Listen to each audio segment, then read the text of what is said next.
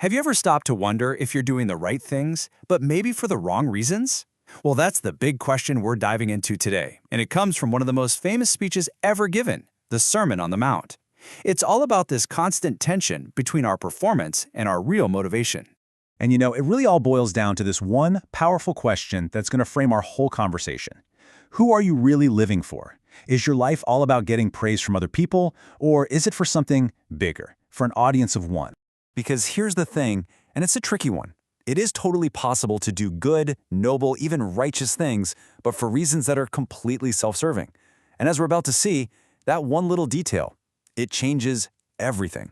So let's jump right into our first section, which gets to the very heart of this problem, that temptation we all feel to live our lives for an audience, to kind of turn our faith into a performance.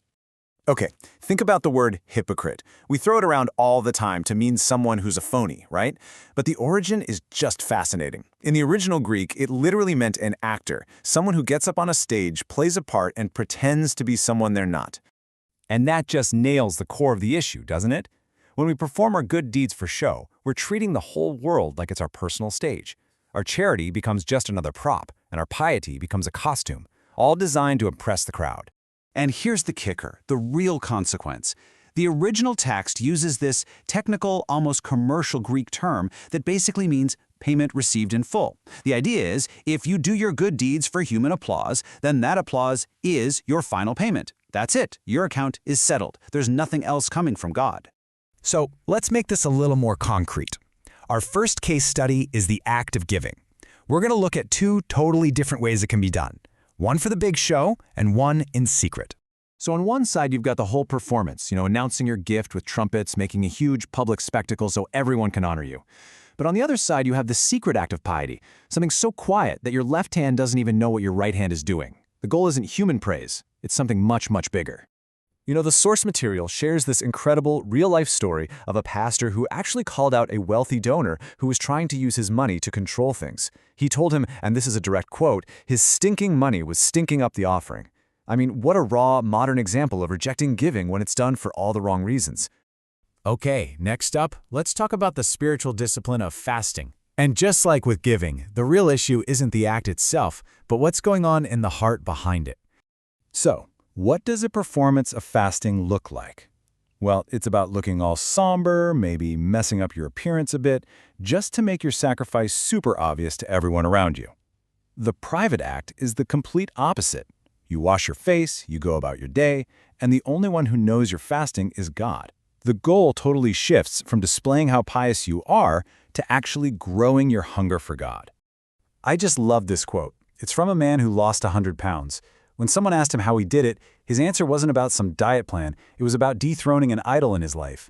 He just said, "I just had to decide the food wasn't my God."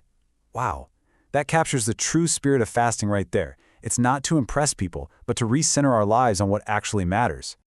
Okay, so this brings us to a really crucial point.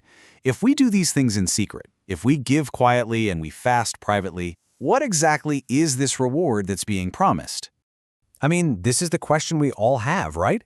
If you give up that immediate hit of public praise, what do you get in return? What is this divine reward anyway? Well, first, let's be super clear about what it's not.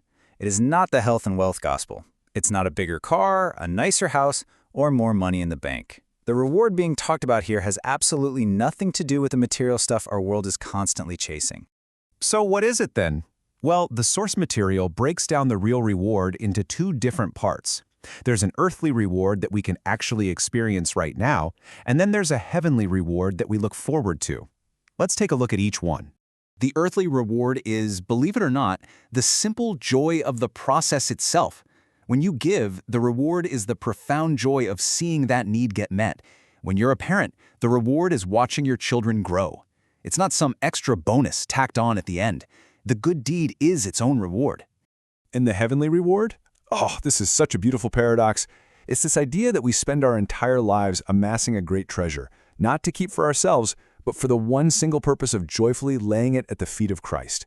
The ultimate joy isn't in keeping it, but in giving it all away. So at the end of the day, the most crucial point is this. The ultimate prize is relational. It's not material. It's not about what you get, but about whose you are. It's about that quiet confidence that you've done what you were called to do. and earning your Savior's smile. And that just leaves us with a final thought to really chew on. What if our entire understanding of success and reward is completely upside down?